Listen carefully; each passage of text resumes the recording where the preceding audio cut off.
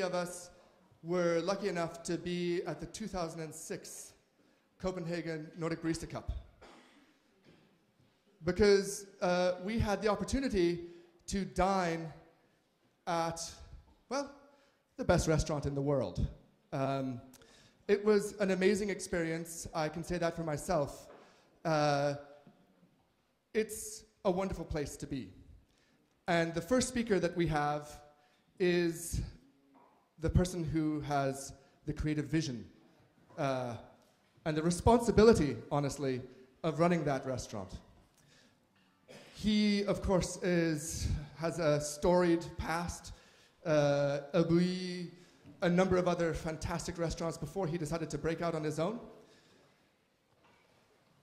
He really doesn't need a lot of introduction because I think we all know who he is. Please welcome René Redzepi.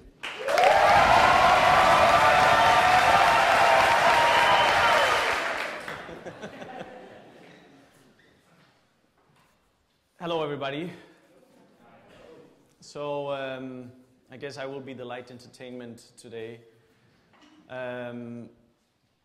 because I really don't know that much about coffee, to tell you the truth. When I was coming here, I realized that I really don't know anything about coffee, and Jens, he'd been asking me for a few years, and I'd always said no because I didn't feel comfortable in this forum. But still, I accepted this year because I also have a little personal motivation for actually accepting this, which I'll tell you about at the end, because I want to make a pledge in front of all you coffee people in the coffee world, but I'm going to make that later. So when I was starting thinking about coffee, I realized one thing, and this was something that came out of something that we realized ourselves last year as we were sitting in one of our creative meetings, being very clever about what we do, and looking for whatever narrative within each dish that we're trying to, let's say, create. And then at one point, one of the guys in the team says, after an awkward 10-minute silence, because we weren't getting anywhere, he said, what we do turns to shit. So of course that puts your work in a little bit of different perspective, and I thought if there's one thing that we share with the coffee world, because all the effort, all the ingredients, everything that's being done at the end of it, even the best, even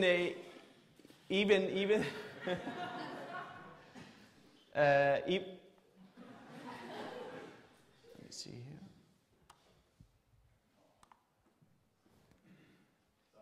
Oh, don't worry. Just working? Yes. Even the best ingredient, of course, has an end result. And then again, then one of the other guys said yesterday, coffee makes you shit, which I thought I couldn't put that in the presentation. But of course, I was also realizing that other things that we have in common as well is that it's all about produce, first of all. We're only as good as the produce that we have. And really, the search for the exceptional product is what makes a difference initially. And of course, then comes technique and passion and commitment. So in that sense, we have many things that we share with each other. So I come from restaurant Noma, and yes, correct, in 2006 we did do the banqueting dinner for you guys. We used to have a banquet hall back then, which we fortunately have closed. It was time to do that. We did that last year. And our restaurant opened in 2003, in November 2003. Back then we had an idea that we were going to simply just have a restaurant that focused more on local materials, local food stuff. And we opened, and initially we also had success. We even had a Michelin star in doing this. But it wasn't super satisfying for us, because we took our local material, our local ingredients, and we put them into existing food cultures or recipes. I always use the example of a crème brûlée.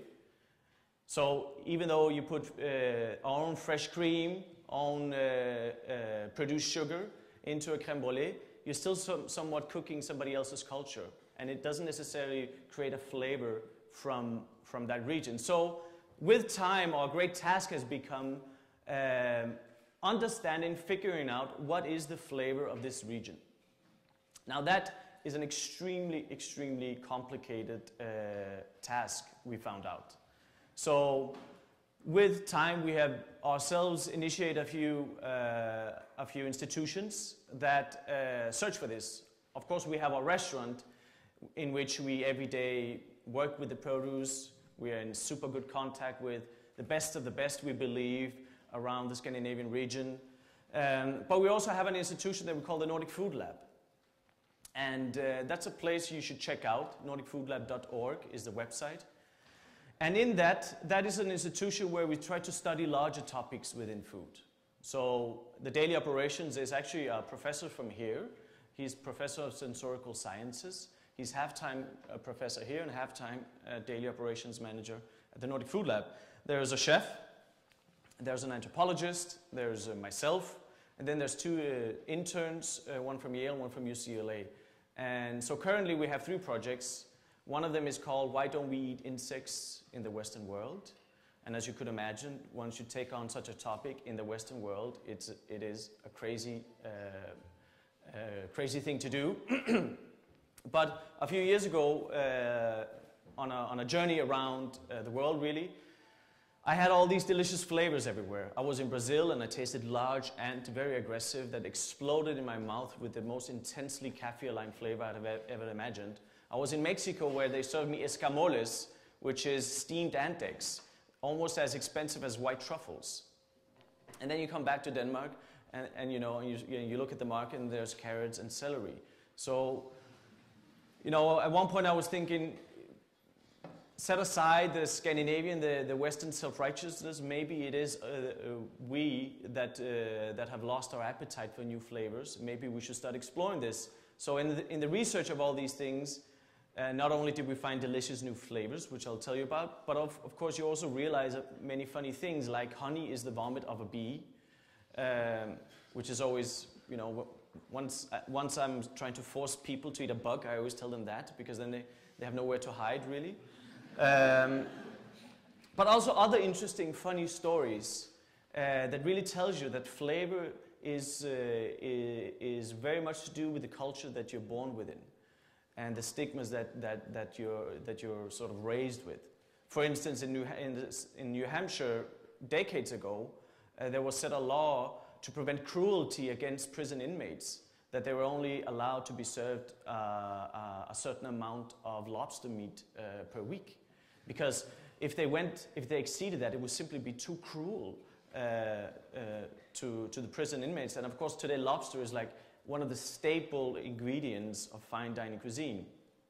So within a few decades, such a thing can really change. So we thought it would be interesting to tap into this and start looking at it. So initially, we just searched for flavors, and the first thing we found was actually ourselves this little aggressive black ant, a little bit smaller than the Amazonian cousin, in Jutland, where a biologist, he goes out with a little homemade vacuum cleaner, and he sort of vacuums these ant hills for these spectacular flavors. And I remember as yesterday, a few years ago, when I tasted this for the first time, because when you put it in your mouth, you bite into it and it crunches a little bit. And then it just hits you. This flavor, totally intense flavor of lemongrass. A flavor that I in the past 9-10 years of Noma, all of us at the restaurant told ourselves, this is never going to happen. These are the exotic flavors. This is the flavors of Southeast Asia or Latin America. So it was like a revolution, you could imagine, suddenly having an indigenous flavor, something we thought as being exotic, disguised in an ant. And we started introducing it to the restaurant. Everybody asked, what do you feed them? Do you feed them lemongrass? But no, this is the total natural flavor. It's their defense system. It's the formic acid within the ant itself. So the interesting thing is that we just found 1-2 weeks ago, a very, very large beast, like this big, and totally fearless. When you have them in front of you, they stand up on their 2 feet and they just charge you. If you don't watch out, they will bite your tongue. But they taste like coffee. They taste exactly like coffee. So I thought that was amazing as well. You know, that I know that today we're talking about Kenya, but in a deep inside a forest somewhere in Jutland, there's these ants that taste like coffee. Now, I only had them raw. I haven't tried roasting them or blonde roasting them, or, you know, presumably you can brew a lovely cup of coffee with it. But I just think, that it's interesting, and it just sort of shows, and that we surely can't stay blind to all these flavors. So another interesting thing that we've done is that we fermented crickets.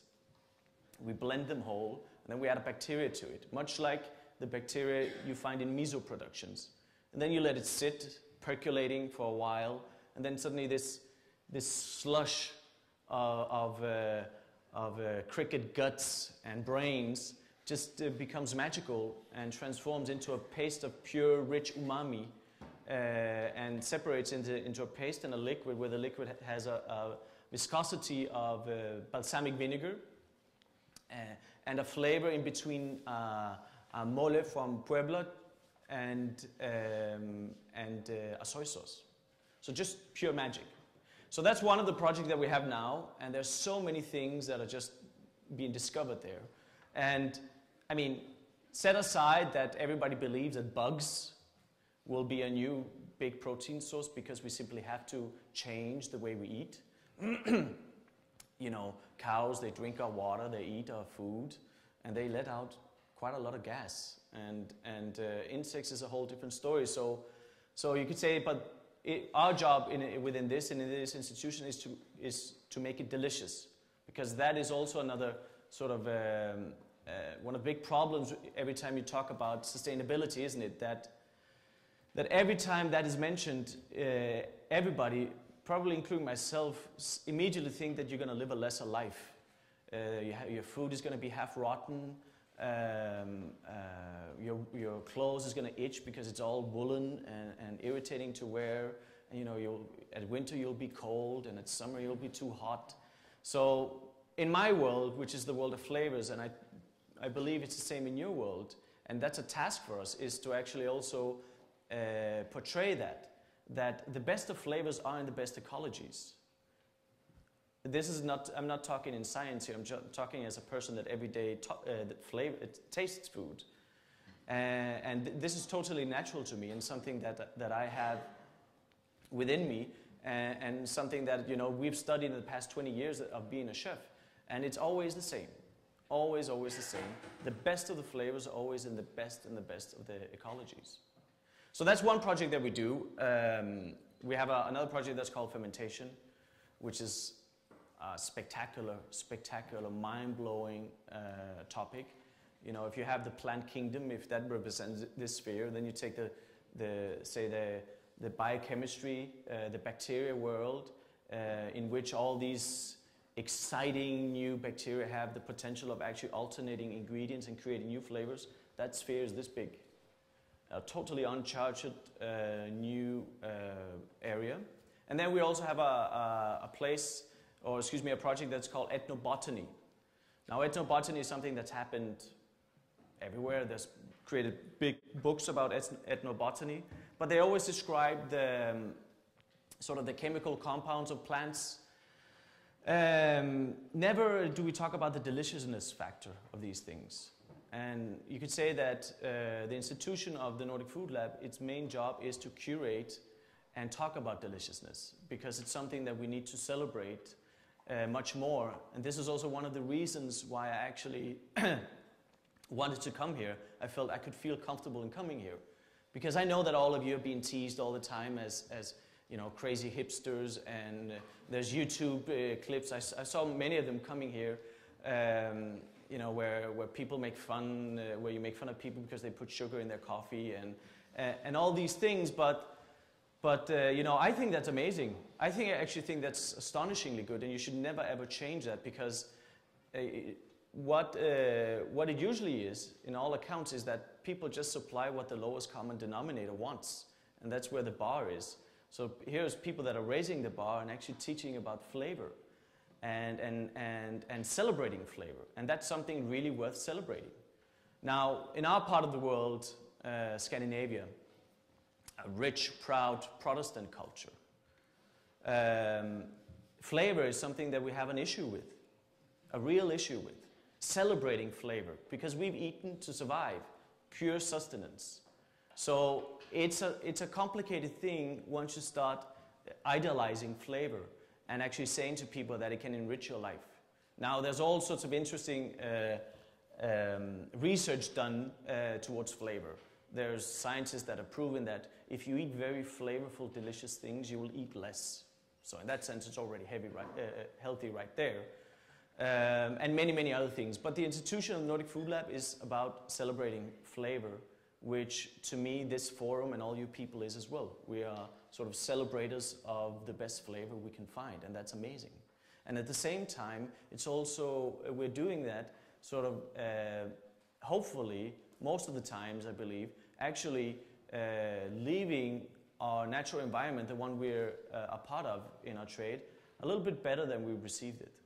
And what's not to like about that? That is just a win-win situation for all. So that's one thing that we did, the Nordic Food Lab.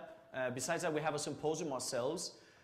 For those of you who were at the Nordic Barista Cup last year, do you remember at one point you were standing by the water and then we had a screaming competition? Yeah. So that was us. That was the MAD Symposium. MAD means food in Danish.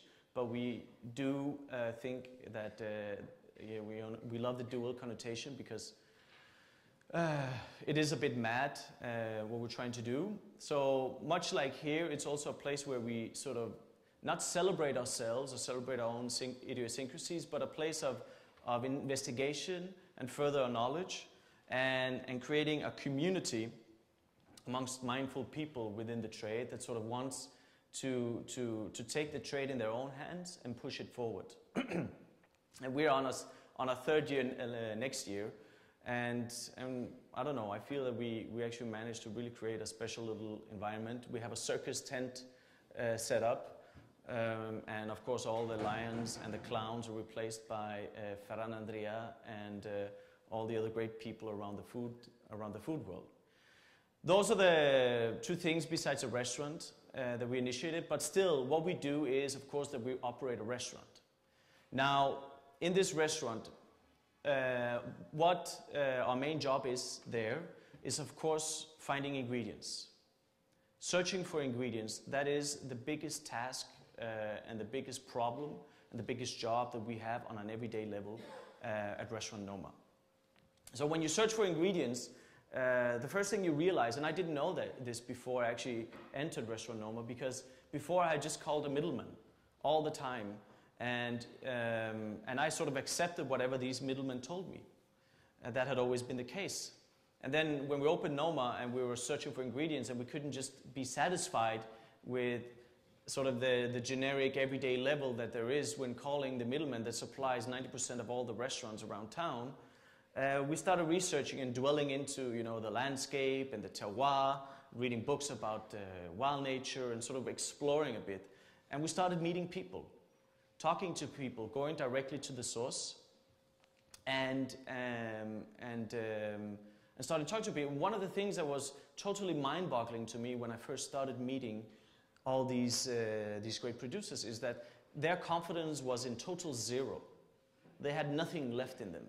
They had been sort of broken and ruined by themselves dealing with all the middlemen. People that don't care about the quality, that don't respect their level of work and their commitment, but simply just wants the better price than their neighbor. And that's what many of these people actually had been their everyday life for a long time. And it was just an incredibly sad view to see these people having lost their passion and their love for what they do. And in that, they had also somewhat lost a little bit of their appetite for life even, because they had become simple workers and they could have sit at a cash register or so many other places. So, you know, and there we were, a big bunch of chefs, very young, eagerly telling these people, listen, let's do something together. We want flavors. We're not happy with what's there. And then with time, sort of, you know, relationships got built, and a lot of these people, they have totally transformed today. Some of them, one of them specifically, who's become a very good friend today, he used to have a monoculture of carrots, mostly. You know what a monoculture is, right? Yeah. So for those of you who don't know it, the monoculture is this, you know, you see it on images of cornfields in the center of America, where it's just like, you know, state after state after state, just sort of totally the same crop everywhere.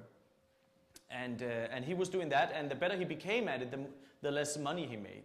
And could you imagine that, just looking at the same thing and your whole life just being the one variety of carrots, always, always, always, always, always, and always. And when you try to sell it, you always have to, you know, talk to a middleman who doesn't give a shit about you.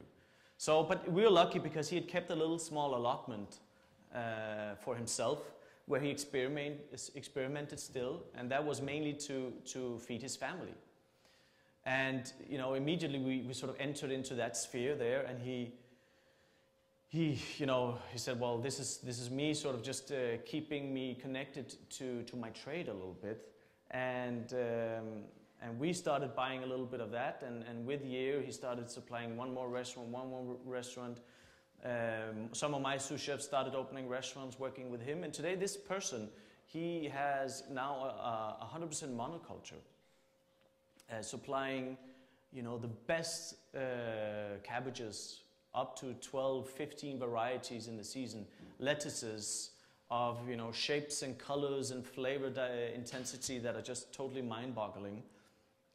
And really, he would put anything in the ground that we ask him to, because now this relationship has been forged, and it's sort of a bond that's unbreakable. And you realize that as a chef, that is really our you could call it closest ally, but I prefer to use that we have a total symbiosis with these people, almost like a mushroom has a symbiosis with a tree. We can't live without each other. And I thought that was also one of the main reasons that I should come here as well, because we also share that connection, I feel, is that that is truly one of the major things that makes the difference, is that you in fact find the right ingredients. And to us, ever since we started doing that, that's when our restaurant started transforming. Once we started forging these connections, once we started talking to these people on a daily basis, once they started becoming a part of our family, really, because I visit them and they visit me.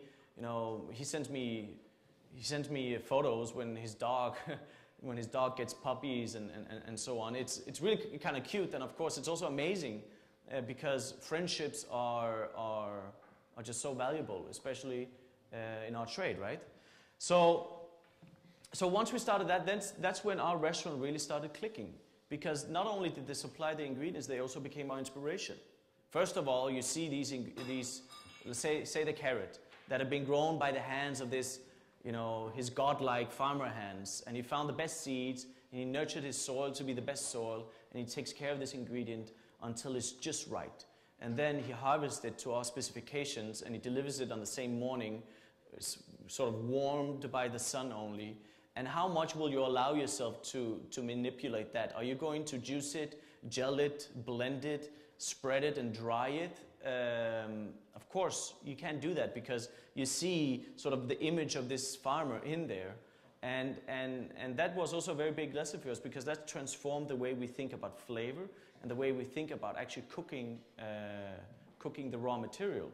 So in a sense, you could say that is the raw material that created our success, that the true heroes and stars of the success of Noma is not us, the chefs, or me, myself, or so many others. It is truly the people that grow the food and that wants to deliver.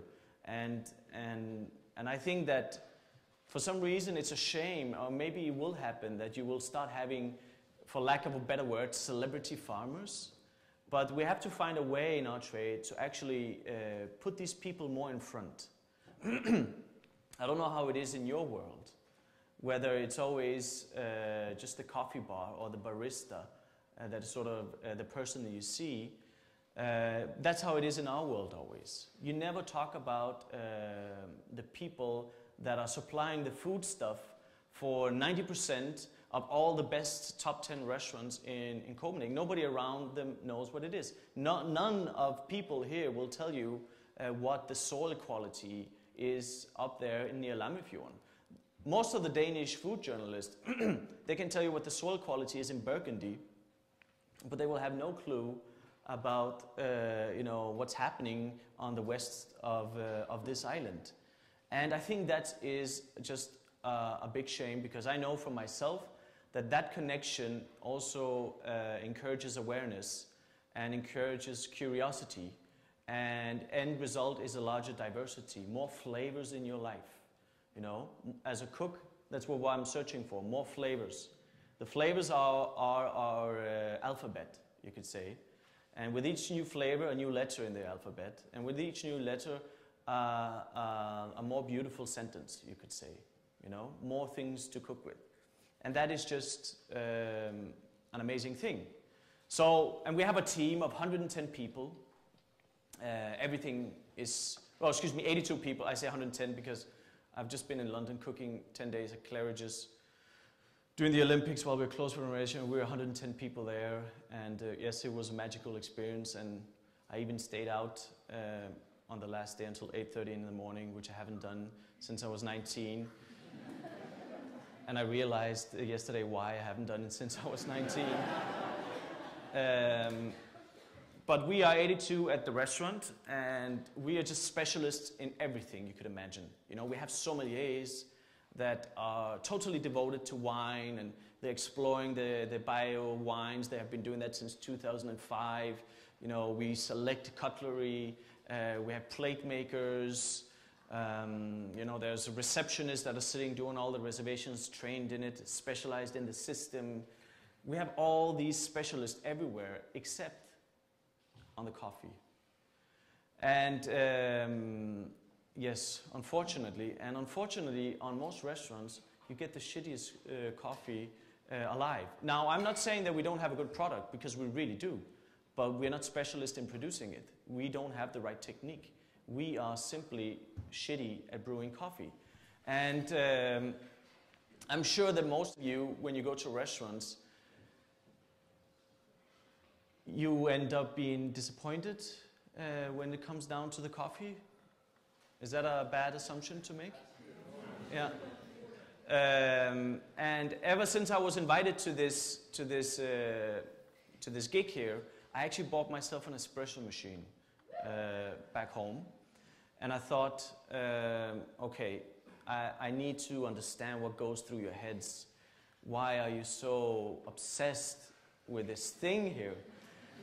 So I started brewing espresso in my home every morning. And I have had espresso from, you know, from Blue Bottle to Tim Wendelbo, you know, and anything in between I've had shipped to my home. And I have my little, what do you call that in English, in Kværn? A grinder. And I'm experimenting with and the temperature and so on and so on. So now I actually get it. I've become obsessed with coffee. I become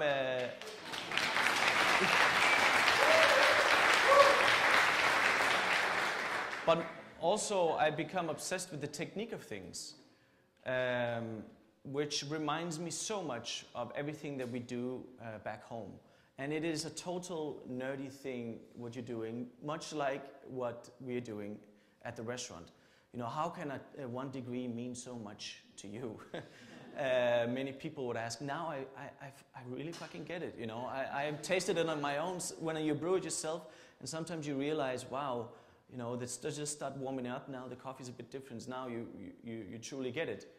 But I also did this because I wanted to explore myself how difficult it is to brew coffee. I wanted sort of to get it under my fingernails, this idea of coffee. So this leads me to my pledge, and this is how I want to end this. Because knowing that restaurants are fantastic in cooking food, but and fantastic in serving champagne, appetizers, creating atmosphere, etc., etc. Right there at the end of things, we're also very good at saying goodbye when they leave the door. But for some strange reason, there's a big gap. There's a sort of a hole, just an abyss. If it's a line, the restaurant experience, then there's just a line down there. In most restaurants, that's the coffee, and we're just hit rock bottom. So I know that now, and I'm a little bit of shame sometimes when I do taste the coffee that we brew ourselves. And my pledge to you is that next year, if this is still in Copenhagen, when you come to Copenhagen, I can guarantee you 110% that we will have the best coffee of any restaurant in the world. Thank you very much.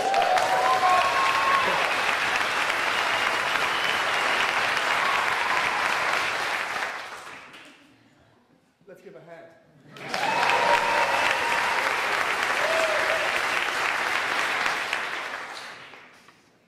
Questions? Yes. Questions? Who has a question?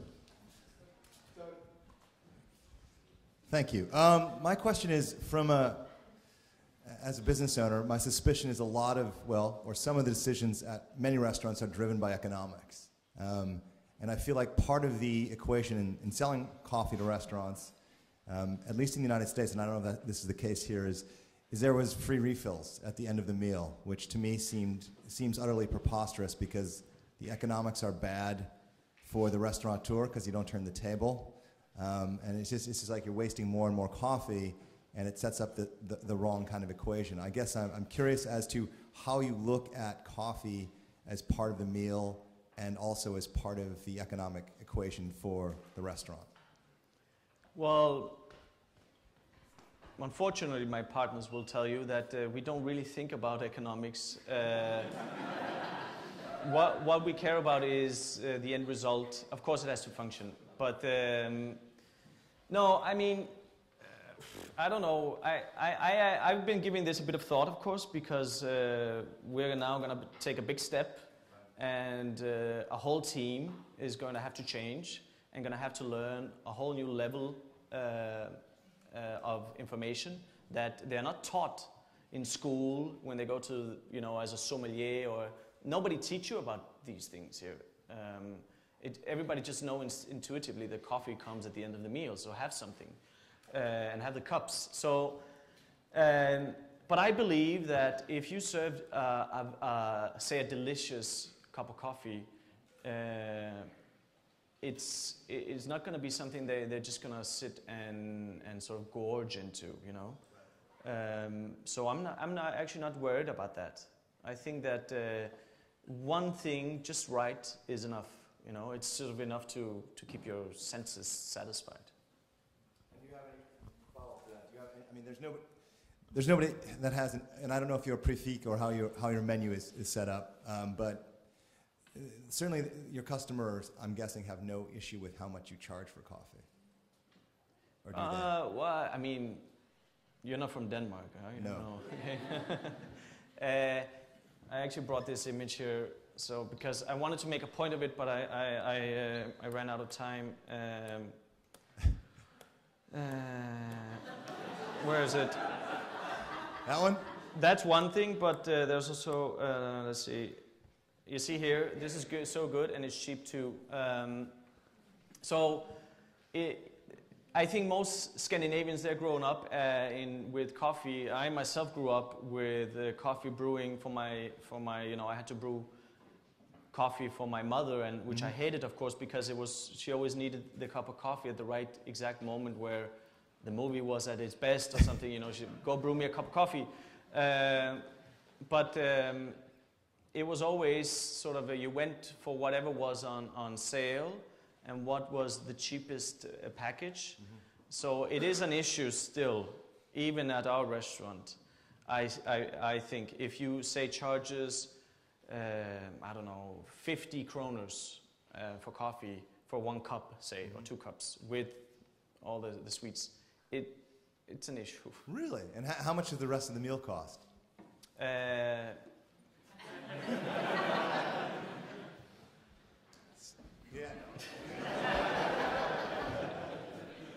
I'm not saying an issue for me, but that's also an issue to people, you know. Price is always an issue. Yeah.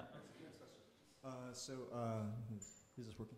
I'm curious, why is there a blind spot in the restaurant industry with coffee, and especially at the high end of the restaurant industry? I mean, I think it's interesting that you're addressing coffee and you say that in 12 months you'll have good coffee. But why is this last?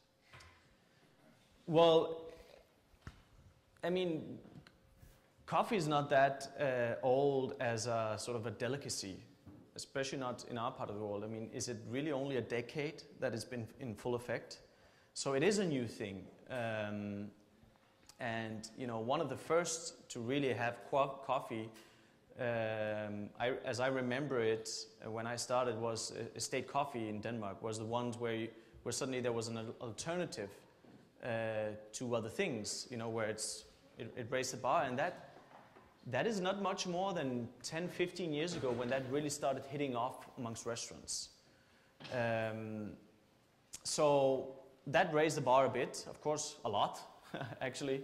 But now the levels is so much higher that now it's also not only the produce, it's also the technique and the knowledge on how to do it. And that's really lacking because the raw material is in our part of the world. And I think that's due to nobody teaches us. It's not a part of the curriculum of any of the educations that there is in the food system.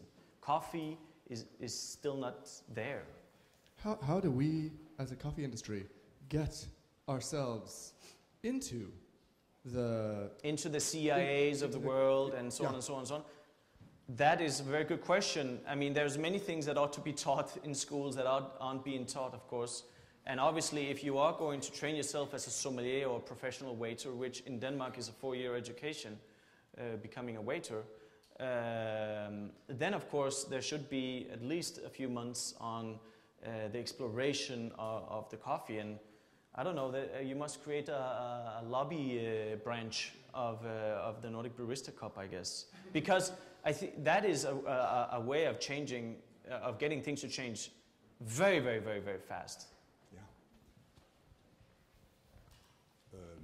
I've been close to your colleagues for some years, and what I often meet is that they really appreciate the flavors, and it's similar to what they're already in.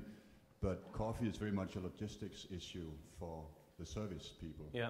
So it's like, I remember back when we started in '96, I met one of my close friends at that time, and I asked him to try our coffee since we already had a relation. And he said, no 2 or 3 coffees, man. I'm gonna hire another sommelier for coffee. No way. Yeah. And I still see that. Yeah, but that's going to change. We cannot have one person fixed to this brewing like you can in a coffee shop. So they are going forth and back, and it has to kind of deal with that. So for the first step for a lot of restaurants would be to attach focus on the brewing. Absolutely, we know that. That is, I mean, like I said, the ingredients are there. We can actually get super high quality. We have super high quality ingredients as it is. It's ourselves that need to change. It's our way of thinking, our way of organizing ourselves. Our education in it needs to change. So we are willing to change that now. We are going to change that now. Questions up top?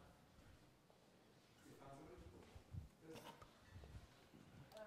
think coffee now is behind the bar, but don't you think it's with education as well? Just a second, we're going to get you a mic so we can hear you. Yes, Here it I heard it. Did you hear it? Could you yes, repeat the so question? now coffee is made behind the bar, whether it wouldn't also be fit to be put into the kitchen. And yes, most definitely. That is also one of the 2 options that I have in my head of organizing this here. Definitely. Because that's the problem, I think. It's always the one that is standing behind the bar, that is under pressure to make the coffee. Yeah. And maybe their thing must be just serve the coffee, but not brew. Not brew it. This could definitely be one thing. I agree. We have that as an option. There, it's a whole different logistical set, of course, but we're going to solve it. That's great. Other questions?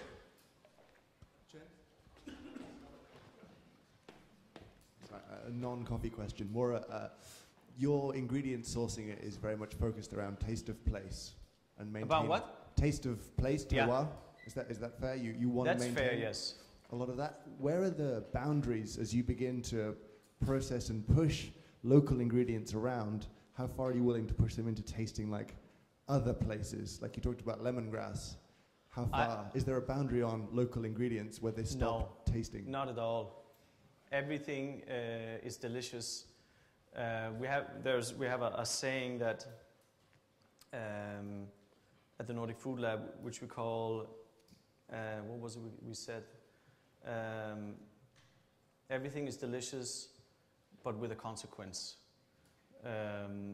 So, I mean, or everything is edible with a consequence. And maybe the consequence is sort of revolting or something. But I truly believe that there's no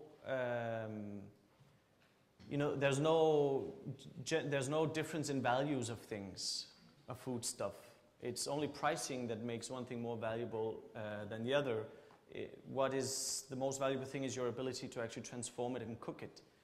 In that sense, everything has the equal cooking potential.